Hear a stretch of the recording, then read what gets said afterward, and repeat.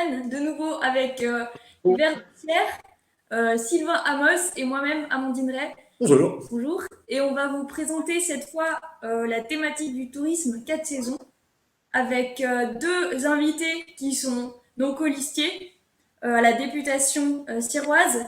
On a Maryse Bétrisé, Hello, salut, et salut. Thomas Nirle Bon, aussi en bas. bonsoir. Bonsoir. On a commencé la dernière fois par une petite présentation rapide avant que vous parliez du sujet en tant que tel. Est-ce que on peut la faire aussi cette fois-ci avec vous? Si vous avez un objet qui vous représente, vous pouvez dire quelques mots sur vous pour qu'on vous connaisse un peu mieux, votre background.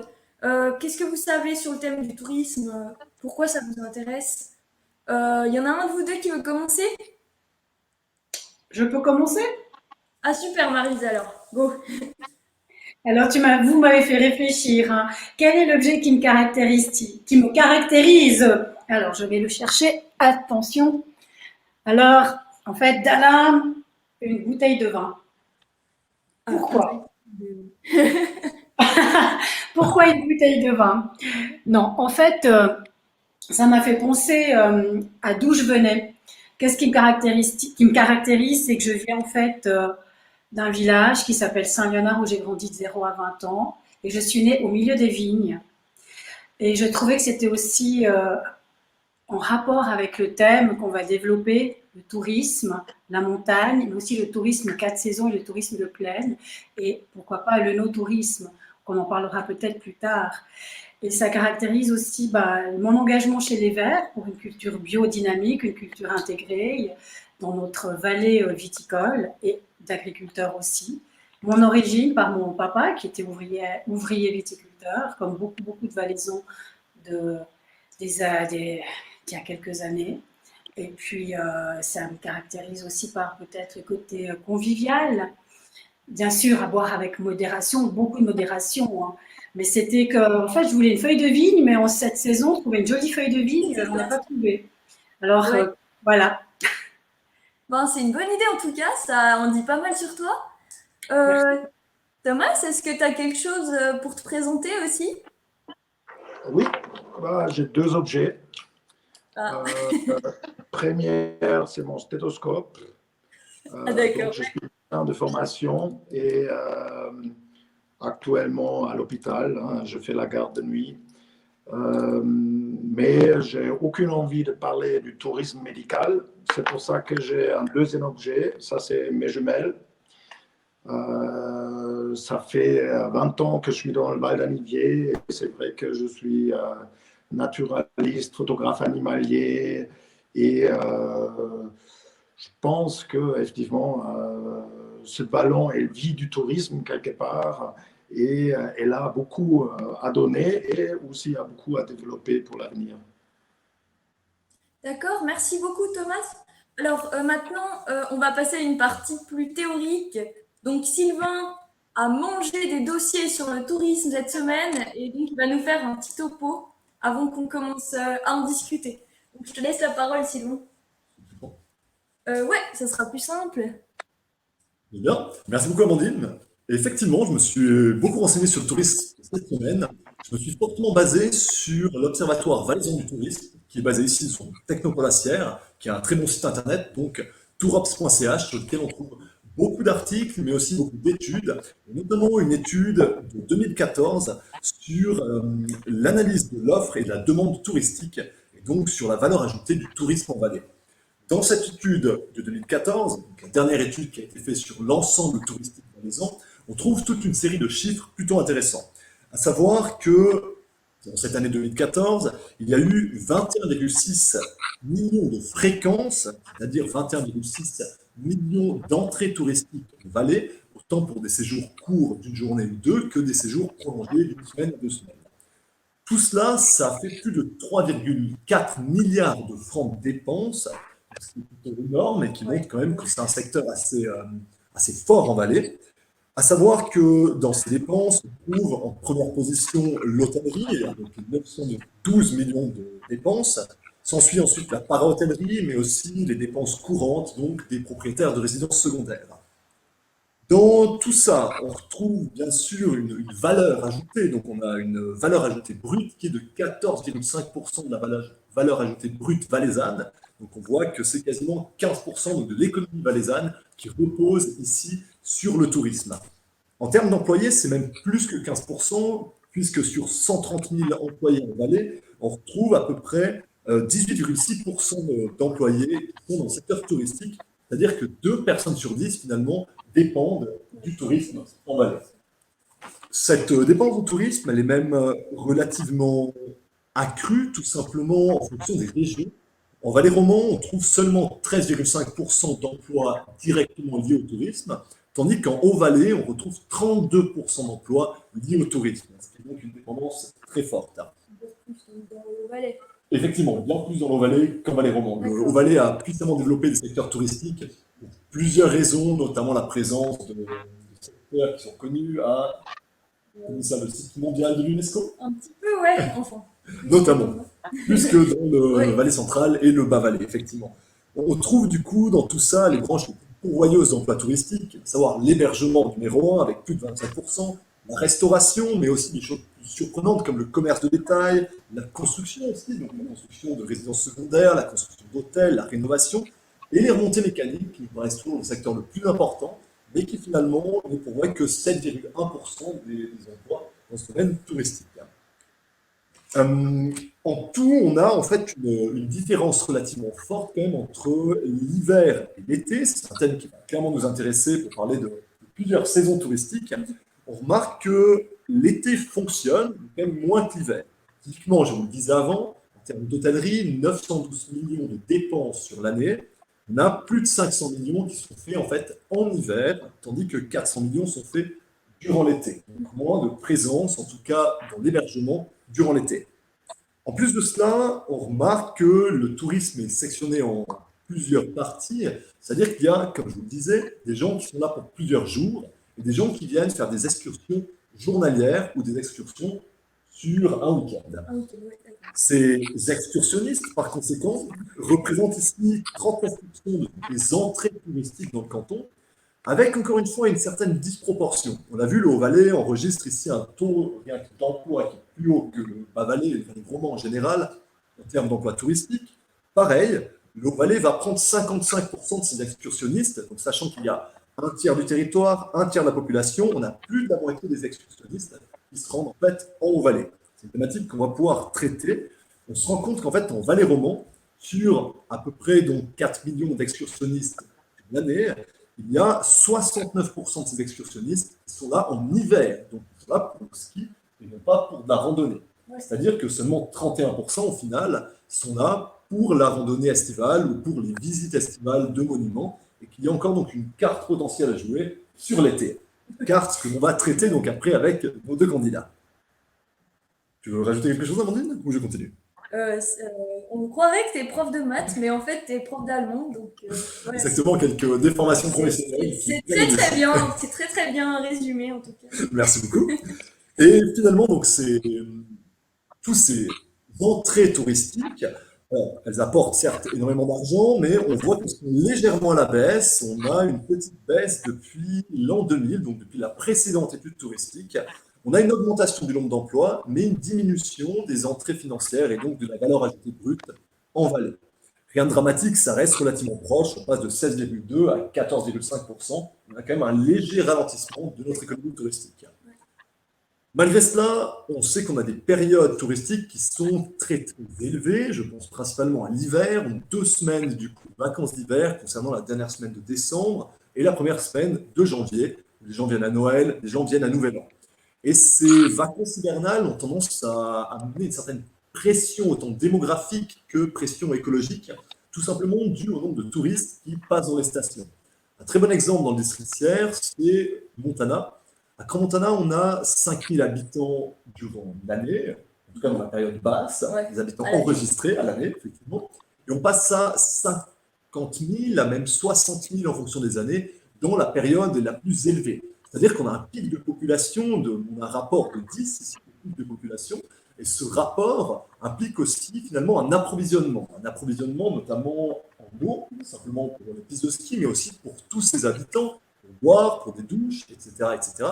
Et le réseau de Montana est énorme, c'est des kilomètres de réseaux qui vont pomper des lacs de montagne pour pouvoir approvisionner justement ces touristes en eau potable, mais aussi les pistes de ski en eau. C'est-à-dire, exactement, les pistes de ski ont une certaine consommation d'eau Oui. de par les canons à neige. Donc on voit qu'on a aussi ici toute une problématique de pression écologique. En résumé, le tourisme est premièrement quelque chose de très fort en vallée, donc 15% finalement de l'économie valaisanne, avec un poste très pourvoyeur d'emplois. Deuxièmement, qu'on a encore ici du travail à faire, en tout cas dans le roman, pour la saison estivale. On reviendra sur les autres saisons avec nos deux candidats. Et troisièmement, qu'on a aussi une certaine pression autant démographique qu'écologique qui mérite réflexion pour soigner notre thème du tourisme 4 saisons.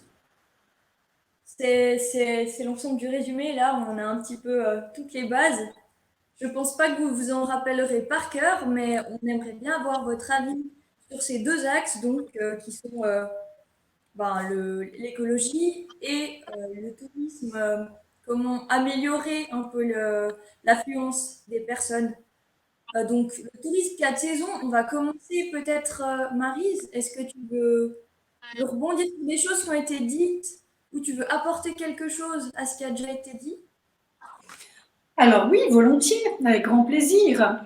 Alors oui, j'ai aussi potassé comme Sylvain et toi, Amandine, et on arrive à la même conclusion. C'est que notre canton valaisan vit du tourisme. On ne peut pas le nier. Et on le remarque surtout avec le Covid, hein, qu'on a vraiment un problème avec ce Covid et par rapport au tourisme. Donc, il faut qu'on trouve des solutions pour continuer à pérenniser notre tourisme dans un tourisme écologique et un tourisme sain. Et comme tu disais, un tourisme 4 saisons ou annuel.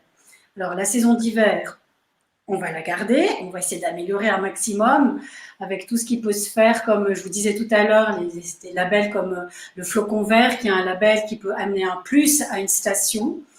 On peut aussi essayer Alors, par... je vais juste Oui, t'interrompre. Est-ce que tu peux nous expliquer un peu ce que c'est le label du flocon vert? alors je vais prendre mes petites lunettes, parce que j'avais quand même... Ça coule peut-être pas de source pour tout le monde, donc tu dis. Oui, alors en fait, le label Flocon Vert, il y a quelques... Ouais, Oui, c'est un label, je ne vais pas les énumérer, qui nous donne 21 critères. Hein. Selon le label, pour obtenir le label Flocon Vert, il faut avoir 21 critères. Mais bon, dans les critères, il faut avoir, par exemple, le plus possible pour les stations touristiques de montagne, une énergie solaire, travailler sur le transport en commun, travailler aussi comme tu disais par rapport à Cromontana, sur l'eau, travailler aussi, par exemple, sur la pollution lumineuse, par rapport aussi aux forêts et à nos animaux. Ça, Tom pourra nous en parler aussi après. Et si ces stations répondent à ces critères, ils ont un label flocon vert qui peut amener la personne qui aime la glisse, parce il y a des gens qui sont passionnés de glisse, à avoir un ski responsable. un ski responsable, d'accord. Concept intéressant. Je vais passer la parole à Thomas sur deux, trois points. On t'a pas encore beaucoup entendu. Toi, tu es vraiment au contact de la nature, comme tu as dit, tu es beaucoup au contact des animaux. Qu'est-ce qui est le plus important pour toi dans le domaine du tourisme 4 saisons? Est-ce que ce serait de baisser les affluences de touristes en hiver ou ce serait de monter l'affluence de touristes les autres saisons de l'année? Parce qu'au final, on cherche une sorte d'équilibre entre toutes les saisons. Un équilibre tout en gardant aussi un facteur économique, comme on l'a vu, qui est On est relativement sûr. important. Ouais, ça c'est clair. Mais comme on parle de Donc, biodiversité aussi, de pression. donc je pense qu'un facteur d'attraction principal de notre beau canton, c'est son paysage et l'environnement naturel. C'est une des raisons pour lesquelles les gens viennent en Valais. Évidemment, après, ils veulent occuper leur temps à la découverte, en ski, de plus en plus en randonnée, ski, randonnée, raquette. Et c'est très bien. Notre canton, il est beau toute l'année. Il n'est pas seulement beau 2 semaines autour de Noël et 6 semaines en été. On a tellement de belles saisons quand on monte en montagne en novembre et il y a les mélèzes qui sont rouges, il fait en général beau. La question, c'est comment on peut promouvoir du tourisme à ces saisons-là pour équilibrer et répartir les flux touristiques un peu mieux sur l'année. Euh, L'année dernière, pendant la période Covid, on voyait bien l'afflux des touristes pendant l'été. Elle était énorme. Hein. Au lac de Moiry, par exemple, il y avait des voitures du barrage jusqu'au fond du lac, hein, en permanence sur un week-end. Et c'est vrai que ça, pour, à la fois pour le touriste lui-même, mais aussi pour les écosystèmes, c'est pas idéal. Donc, il y a aussi un besoin de gérer ces flux de touristes. Hein. Il y aura toujours des pics, mais je pense qu'on peut viser une répartition un peu plus intelligente entre les différentes régions du Valais et plutôt avoir des programmes et des animations ciblées qui peuvent, par exemple, concerner la faune, la flore, les écosystèmes, la géologie, mais aussi la culture, l'histoire. Tout est tellement riche, hein, on a tellement de choses à montrer à l'extérieur que finalement, je ne me fais pas de soucis pour le secteur touristique en Valais, même si peut-être il faudra réduire l'impact des stations au niveau écologique, hein, y compris du ski et toute la pollution qui vient avec. Merci Thomas. Ce que tu dis est plus que juste. Je suis tombé sur une autre étude, donc qui est ici un travail de bachelor donc de Mathéo Teller de la HES Sierre, où il a fait une étude comparative entre différentes régions et notamment le Haut-Valais. Et il s'est intéressé aux acteurs touristiques valaisans et à quel point ils étaient prêts à mettre en place en fait d'autres offres touristiques. Et dans ces autres offres touristiques qui sont prêtes à mettre en place, il y a notamment la culture qui ressort énormément. Et dans la culture, on trouve pas mal les activités, les traditions locales. Du coup, si on reprend un petit peu cette envie donc, des acteurs touristiques valaisans et ton programme à toi, ce que tu proposerais en fait, c'est de répartir finalement sur l'année et sur les régions valaisannes des activités liées à la culture, mais aussi au paysage, de manière à finalement déplacer le flux de touristes d'un endroit à l'autre et sur la temporalité complète d'une année, si j'ai bien compris. Il t'a dit oui, je Oui, crois. hein, je pense que chaque région elle a ses atouts. Hein. Et évidemment, chaque touriste, hein, chaque visiteur, il a envie de découvrir une partie hein, euh, des belles choses qu'on a à offrir. Donc, il s'agit vraiment de cibler euh, euh, les facteurs qui attirent les gens et essayer de répartir les personnes selon leurs intérêts, mais aussi selon la période dans laquelle ils visitent. Ça nécessite quand même une activité aussi touristique pendant l'ensemble de l'année, ce qui va finalement être intéressant en termes économiques parce que finalement aujourd'hui, une grande partie des hôtels, des restaurants, ben, ils ferment quand même pendant 4, 5 mois par année. Si on arrive à finalement garder ces structures ouvertes, on génère de l'activité économique locale pendant toute l'année. Et je pense que ce canton, il a vraiment des atouts à mettre en valeur toute l'année. Et je pense, comme tu dis, hein, la nature, pour moi, c'est important parce que je l'aime bien, mais il y a aussi tellement des choses de la culture, agriculture, histoire, la transhumance, tout ce qu'on a à raconter, à faire découvrir est juste énorme. C'est sûr, on est d'accord que pour l'instant, les pistes de ski ramènent plus de gens au Valais que les musées, mais on sait très bien qu'il y a un attrait pour ça et qu'il faudrait le développer. Euh, Est-ce que peut-être je peux vous poser une dernière question qui serait, selon vous, quelle période de l'année est la plus creuse au niveau touristique? Euh, et qu'est-ce qu'on pourrait faire pour pallier à ça? Est-ce qu'il y aurait des événements qui pourraient être mis en place? Comment promouvoir les périodes creuses de l'année en quelque sorte? Bon, moi je suis totalement d'accord avec ce que dit Tom. Et il y a aussi une chose, il y a beaucoup déjà de choses qui se font hein, dans la moyenne montagne et la plaine.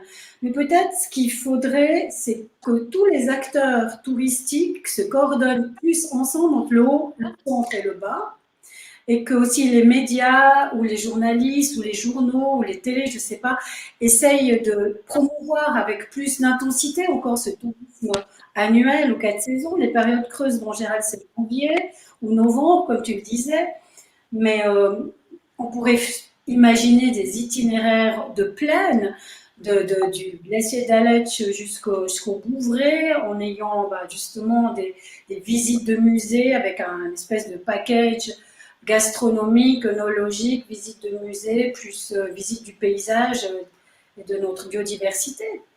On pourrait avoir des cartes comme ça touristiques, on pourrait imaginer des randonnées de plaine, que toujours des randonnées en moyenne ou haute montagne, des randonnées le long du Rhône, par exemple, il est très peu utilisé, tout ce long du Rhône. Bon, il y a des pistes cyclables, hein, on pourrait peut-être encore mieux améliorer tout ce qui est cyclotourisme sur la plaine.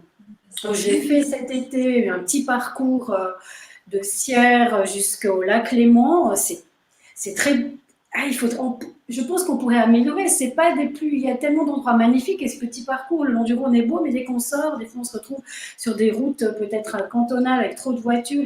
On pourrait, je sais pas, il y a plein d'idées qu'on pourrait encore faire. Il y a beaucoup de choses, mais il faut essayer de pousser plus le tourisme annuel.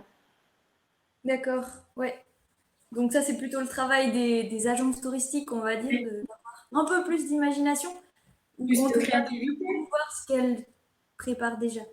Je pense que les acteurs touristiques ont quand même pas mal d'imagination ces derniers temps. On a eu une évolution assez massive quand même dans les 2 dernières décennies dans le secteur du tourisme, par obligation aussi bien entendu, mais aussi par concurrence. Du coup, je pense pas qu'on puisse critiquer la créativité de nos acteurs touristiques, mais Exactement. en tous les cas, il faut peut-être une synergie qui est aussi en train de se mettre en place. Je rappelle, on va dire, l'émergence de la marque Vallée qui tend à vendre la totalité du canton plutôt que des régions séparées, qui montre justement une synergie et une créativité. Même s'il reste beaucoup de choses à faire, certainement plus en lien aussi avec les autorités, par conséquent plus en lien aussi avec les politiciens que nous serons peut-être. Peut-être, donc, le côté législatif de la chose. Vous voulez rebondir sur quelque chose? Alors, Thomas, peut-être si tu voulais répondre toi aussi à la question, et après, effectivement, j'ai une question pour Maryse encore. Donc, Thomas, si tu veux aussi exprimer ton avis. Si tu nous en... Bon, moi, je suis un grand fan de l'écotourisme. On promeut l'écotourisme dans les pays en voie de développement. Ça marche très bien en Amérique centrale, Amérique du Sud, en partie en Afrique. Et nous, les Occidentaux, ici en Suisse également, on est incapables de mettre en place des concepts comme ça. On a en permanence, toute l'année, une belle nature à montrer. On peut effectivement amener des gens à découvrir cette nature. Il y a le Bram de Serre en octobre, il y a la route du Chamois, il y a la route du Bouquetin. Après, on peut voir les aigles, les gypaètes, on peut voir les parades des tétralyres. En toute saison, il y a une myriade des choses à découvrir que dans les attraits faunistiques. Après, évidemment, il ne s'agit pas de créer un grand zoo où finalement les gens ils vont se balader, mais de quelque part sensibiliser le citadin qui vient en vallée à cette belle nature, à les écosystèmes, leur fragilité, les risques qui pèsent sur eux. Mais ça nécessite une démarche proactive avec finalement un certain nombre des guides formés et les hôtels et les restaurants qui jouent le jeu.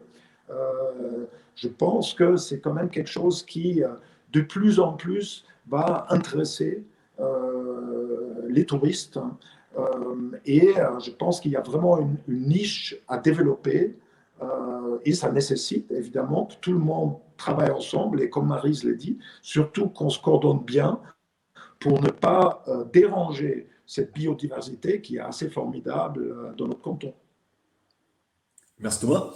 Je vais rebondir là-dessus, sur la question de l'écotourisme, mais aussi sur la question de la sensibilisation. Thomas, tu parlais en fait de la sensibilisation des citadins, et je pense qu'il y a aussi une question de sensibilisation finalement des habitants du Valais. Tout simplement, Parce que je me souviens à l'instant d'une étude il y a quelques années, donc qui avait été faite normalement pour la marque Valais, qui montrait des images aux touristes qui venaient en Valais, des images du Valais actuel, donc avec ses constructions et ses zones paysagères, et des images d'un Valais plus développé en termes de bâtiments et d'un Valais moins développé en termes de bâtiments.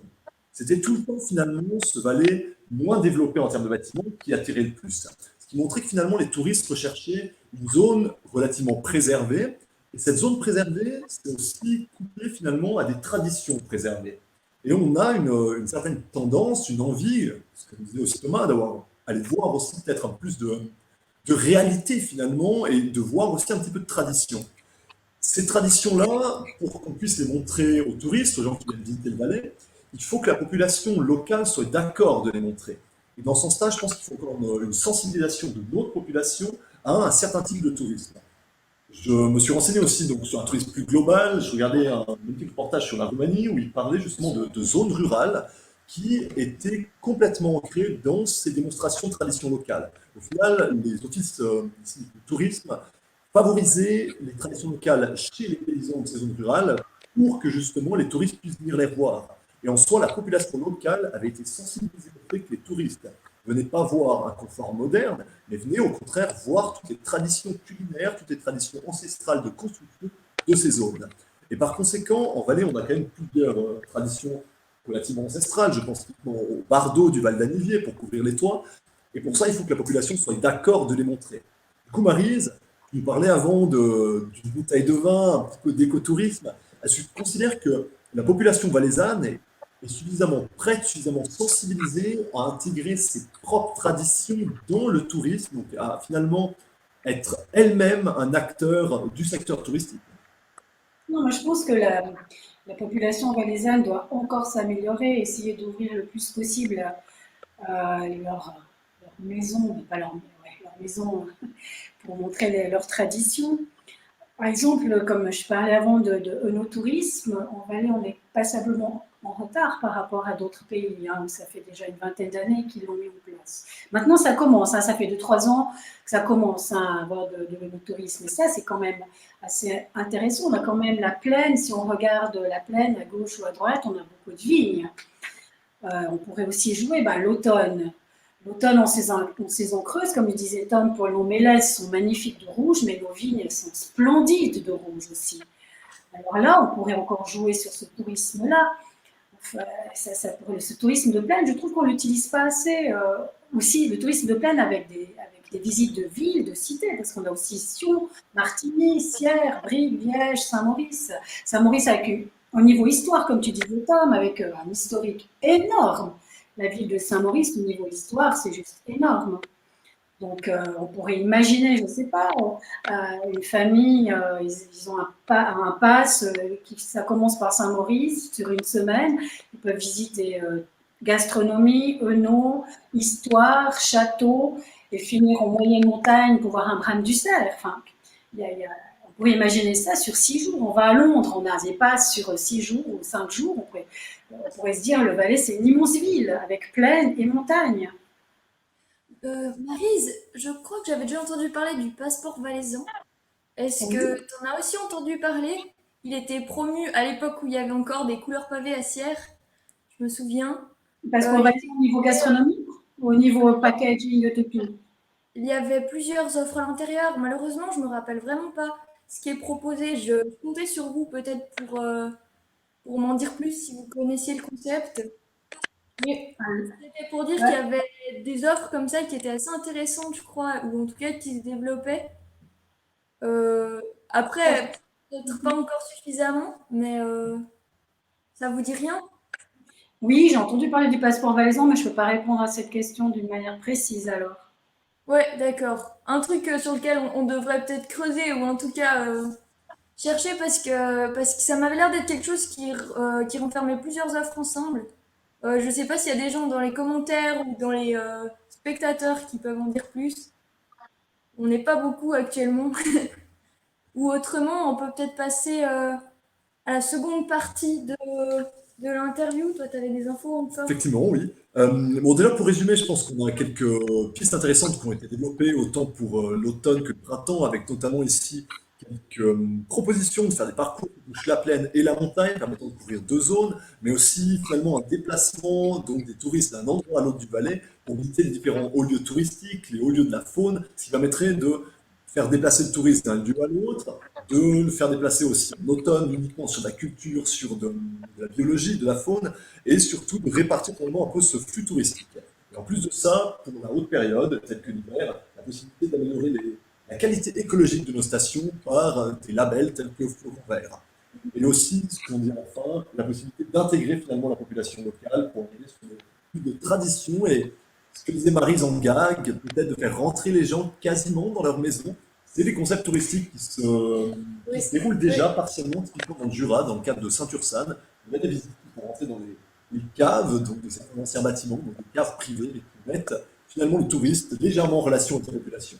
Plus de relations avec la population, plus de déplacements en vendant toute la marque Valais au final, et aussi plus d'utilisation donc, de la plaine, des vignes, comme de la montagne, de la faune. On va effectivement passer maintenant à la deuxième partie. Donc, Je peux juste faire une petite intervention. Je me suis. Oui, en fait, oui, passeport Valaison, bien entendu. J'ai juste regardé. Des trucs. Oui, ouais, bien sûr, ça existe toujours. Alors, c'est très intéressant. Il y a par exemple le TLH qui offre une entrée achetée, une entrée offerte. En résumé, c'est des réductions de 50% sur la culture, la gastronomie, l'hôtellerie. Aussi dans le but au final que les gens donc, se déplacent d'un restaurant à un théâtre, Voilà. à un musée, de manière à découvrir toute l'offre culturelle valaisanne. Mais moi, quand je parlais, je pensais plutôt, alors, pour une famille, on achète une espèce de packaging et on n'a pas besoin après de devoir acheter pour l'autre. C'est-à-dire que c'est tout, enfin, vous avez compris. Tout serait inclus du coup finalement dans Voilà. ce package. On investit en une fois et après, on a les offres qui reste partiellement à développer, effectivement. Ouais, d'accord, merci. Passons du coup à la deuxième partie. Là, on a essayé de réfléchir un petit peu autant à l'hiver qu'aux saisons plus creuses, donc finalement au printemps et à l'automne. Mais on va essayer de réfléchir aussi un petit peu peut-être un peu plus à l'hiver dans l'avenir. On sait pertinemment que l'hiver dans l'avenir sera un petit peu plus problématique. On a plusieurs rapports, notamment le rapport d'évaluation du groupe d'experts intergouvernemental sur l'évolution du climat, mes excuses, qui nous donne une augmentation des températures d'ici à 2100 entre 1,8 et 4 degrés. On sait qu'avec 1,8 à 4 degrés supplémentaires, on aurait un grand nombre de réductions, donc des chutes de neige qui se transformeraient en pluie, et une grosse partie de la Suisse serait touchée. Les stations de moyenne montagne auraient beaucoup de peine à avoir un enneigement et par conséquent à ouvrir leurs pistes. S'ils ont de la peine à ouvrir leurs pistes, on aurait donc ici aussi un souci pour les stations valaisannes qui sont de moyenne montagne. Pas toutes les stations d'haute altitude n'auraient pas de problème. On aurait finalement 39 stations sur 49 qui arriveraient à relativement bien s'en sortir malgré l'augmentation de température et la limite de chute de neige. Ça veut quand même dire qu'il y a 10 stations qui n'arriveraient plus à tourner correctement et qui devraient fermer durant l'hiver. Donc 10 stations, 10 régions, 10 domaines complets où il y aurait un afflux touristique complètement réduit en hiver. Donc la question est la suivante. Qu'est-ce qu'on pourrait envisager finalement dans l'avenir, donc un avenir avec moins de chute de neige pour les stations de moyenne montagne, pour qu'on puisse quand même réussir à donner aux touristes quelque chose d'attractif et à faire vivre la population locale qui compte justement sur ce tourisme. Commençons peut-être par Tom cette fois-ci, si tu as des pistes finalement d'avenir.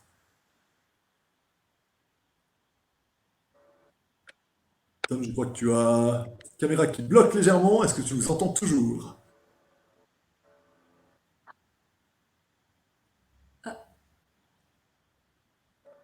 Thomas, nous t'avons perdu. Tu n'entends plus? Oui, vas-y.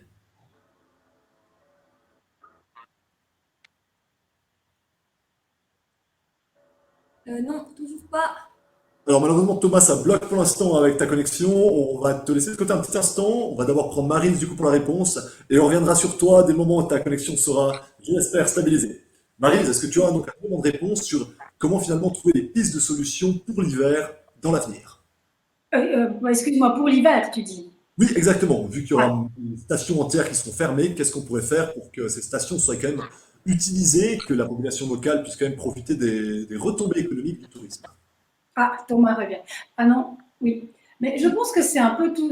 tout ce qu'on a dit avec Tom avant, c'est-à-dire utiliser ce qui existe déjà et puis miser sur la culture, sur la gastronomie, sur le paysage, dans les stations de montagne qui sont malheureusement moins enneigées et où on ne pourra plus faire de ski d'ici quelques années, vu que le changement climatique va indéniablement amener à faire un tri par rapport aux stations. Les hôtels sont là, il faudra faire quelque chose, enfin, on va pas les démolir, on va les garder, il va falloir trouver des solutions. Et, il peut y avoir je sais pas, on peut imaginer des séminaires dans ces hôtels, des séminaires, des brainstorming pour des entreprises qui viendraient une semaine s'installer là pour travailler sur leur entrepreneuriat, par exemple. Il est vrai que ce genre de séminaires sont plus basés finalement dans la ville actuellement. C'est plus un environnement urbain qui accueille les séminaristes d'entreprise. On pourrait clairement les amener aussi à s'intéresser au domaine de la montagne pour remplir un petit peu nos hôtels. Mais je peux soulever un point peut-être, c'est qu'en ce moment, on a beaucoup développé le télétravail de force et on s'est rendu compte qu'il y a beaucoup de gens qui sont partis de leur résidence première à leur résidence secondaire, qui se sont installés dans leur chalet par exemple pour y travailler parce que c'est un lieu beaucoup plus agréable où on peut sortir, se promener, faire des activités outdoor. Donc peut-être qu'à l'avenir, si on continue sur la voie du télétravail, les personnes vont mieux habiter les stations toute l'année. Et ce qui serait intéressant à développer, euh, peut-être pas forcément des séminaires si dans une entreprise tout le monde est à gauche, à droite, mais des espaces de coworking où les personnes travaillent chacun dans leur petite entreprise, leur ordinateur en fait. Euh, Ça pourrait être une solution, quelque chose comme ça. C'est ce que tu voyais peut-être? Oui, c'est ce qui se passe un peu aux îles Canaries, là, chez les 20-35 ans qui sont globetrotters, qui voyagent dans le monde et qui se posent pendant un mois ou deux et qui continuent à travailler. On pourrait les amener de la mer à la montagne, leur dire, au lieu d'aller au bord de la mer à 25 degrés, venez à la montagne avec un paysage sublime et des hôtels magnifiques et on préfère justement tous ces lits froids les utiliser en lieu de résidence pour les globetrotters du monde entier. Mais Très oui, bonne idée dans le contexte actuel, effectivement. Tout à fait. Est-ce que Thomas, du coup, tu veux rajouter les pistes potentielles d'utilisation de nos villages et de nos domaines en hiver dans l'avenir? Bon, je pense que Maryse a bien résumé ce que je pense aussi, hein. Euh, euh, moi, le réchauffement climatique en elle-même, quelque part, elle a un intérêt dans un sens que finalement, on peut parler aux touristes, hein, de cette problématique-là et les sensibiliser aux enjeux climatiques simplement en visitant nos glaciers. On les voit, hein, si on compare les images d'il y a 20 ans, 30 ans, 40 ans en arrière avec les images aujourd'hui, on voit le recul des glaciers. On pourrait effectivement aussi quelque part intégrer dans un séjour touristique vraiment une sensibilisation forte aux problèmes écologiques actuels et qui finalement peuvent pas seulement intéresser les gens, mais aussi leur donner des idées pour que eux, où ils peuvent finalement faire un petit effort pour réduire l'impact de l'homme sur notre environnement. Après, ça serait un tourisme de sensibilisation à l'écologie en soi. Oui, effectivement. Très bien. Merci Tom pour ces idées. Merci Maris pour ces idées. Est-ce que...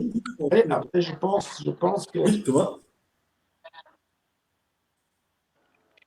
encore un petit commentaire, hein. Je pense que une chose qui me semble primordiale et ce que rejoint un peu ce que tu as dit tout à l'heure à travers de l'étude que tu as citée, faite à Sierre, je pense que l'accueil, il est primordial dans le tourisme. Je pense que il faut que les touristes, ils doivent se sentir quelque part accueillis, que finalement la population est bienveillante, elle a envie de partager. Et c'est quelque chose qui s'est énormément amélioré en Suisse en général et en Valais en particulier ces dernières années, mais je crois qu'il y a encore des efforts à faire pour que finalement les gens ne se sentent pas en guillemets des vaches à lait, mais qu'ils se sentent comme visiteurs appréciés dans une très très belle région. Merci Thomas. C'est effectivement la question de la sensibilisation de la population locale, du coup, aux touristes, qu'ils soient du tourisme hivernal, estival, printanier ou automnal. Amandine, Oui, tu voulais dire quelque chose? oui, j'avais une critique un petit peu, mais c'est vrai que le tourisme va de pair avec un accueil des touristes par par les personnes locales. Après, c'est, non, non, je vais pas rebondir là-dessus. Je crois que j'ai exactement vu ce dont parlait Thomas, mais je pense qu'il a très bien dit les choses. Je crois que c'est aussi dû à une histoire quand même relativement compliquée finalement de la restauration touriste. Les premiers touristes en Suisse, c'est le grand tour de Suisse en fin du 18e, début du 19e siècle, donc par les Anglais. C'est aussi l'installation des premières stations de ski avec l'arrivée des Anglais qui viennent faire donc, de l'alpinisme, simplement, toute la découverte. Et c'est vrai que ça n'a pas été toujours très simple, on va dire, comme accueil. Il a fallu apprivoiser la montagne. La montagne actuellement nous semble logique dans les pistes de ski, dans les randonnées. Et ça n'a pas toujours été le cas. Nos ancêtres craignaient finalement les montagnes et il a fallu longtemps avant que nos ancêtres aillent sur les montagnes avec les touristes. Et c'est vrai que la création des premiers hôtels, l'arrivée des premières voitures, ça a été des chocs historiquement. Et ce léger trauma touristique a pu effectivement se reporter d'année en année, de décennie en décennie. Et je pense qu'on est encore les héritiers d'un léger trauma touristique qui nous reste à soigner en Valais pour arriver à quelque chose d'un peu plus accueillant, comme le font certains de nos voisins. L'Autriche est un exemple typiquement d'accueil touristique. C'est très très bien dit. Euh, oui, oui, donc oui, merci d'avoir soulevé ce point, Thomas. Euh, Finalement, j'aurais bien aimé qu'on regarde les commentaires, mais je crois qu'on a un petit problème. S'il y a eu des commentaires, on les a pas reçus. Moi-même, j'ai essayé de vous envoyer les liens par commentaire. Ils ont été bloqués, donc je pense qu'on a eu un petit problème sur ce coup-là. Donc, on va malheureusement pas pouvoir répondre aux commentaires. Est-ce que vous avez encore des autres points de vue à amener qu'on n'aurait pas amené sur la table, Thomas et Maryse? Dans le cas contraire, on va clore ce live qui a un petit peu débordé par rapport aux demi-heures qu'on s'était fixées. Mais c'est vrai que le tourisme et le Valais, on pourrait en parler des heures. Ah, alors, on a finalement un commentaire qui vient d'apparaître, Ah super, alors ça veut mais dire que ça a qui fonctionné. malheureusement ne concerne pas du tout le tourisme. Est-ce que ça vaut la peine de lire la question ou pas, monsieur Amandine? Votre prise de position par rapport au masque à l'école, est-ce que vous avez envie de rebondir là-dessus comme ça À chaud, ou bien est-ce qu'on en reste effectivement à l'écotourisme et on répond directement en commentaire par écrit si vous voulez pas le faire à chaud en vidéo? Ah, Ah bah, il y a un médecin parmi nous. Et puis, bah, voilà. C'est clair que c'est une question très médicale ou de santé publique plutôt. Personnellement, on sait aujourd'hui que finalement la transmission chez les jeunes et les enfants, elle est non négligeable, elle entretient finalement la pandémie. D'autre côté, je pense aussi qu'effectivement, il faut pas exagérer dans les mesures, dans un sens que finalement, l'école doit rester un espace des enfants où ils peuvent communiquer, ils peuvent s'épanouir, ils ont envie quelque part d'y aller, de partager du temps avec les enfants. Il y a déjà eu assez de déprimes parmi les enfants pendant la première vague. Je pense que si effectivement on se tient aux distances à l'école, c'est-à-dire les enfants sont à la classe suffisamment séparés, je ne pense pas que des masques sont nécessaires. D'ailleurs, j'invite tout le monde à se faire vacciner, même si là aussi il y a toute une discussion entre les pour et les contre, mais je pense que c'est la meilleure manière de finalement pouvoir terminer finalement avec cette pandémie dans un laps de temps raisonnable. Merci pour l'avis du médecin.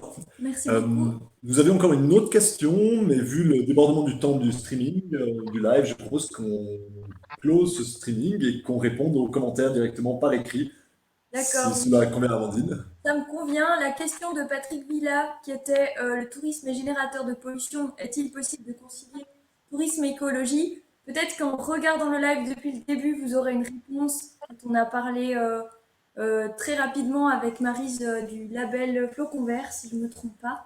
Effectivement, mais on va de toute façon prendre la peine de répondre à votre commentaire par écrit. Merci beaucoup. Merci beaucoup. Très bien. Alors nous mettons fin à cette deuxième discussion autour d'un verre. Merci Maryse, merci Thomas et bonne soirée. Merci Tom, Sylvain, Amandine, merci beaucoup, bye. Bye bye. Merci. Ciao, bonne soirée.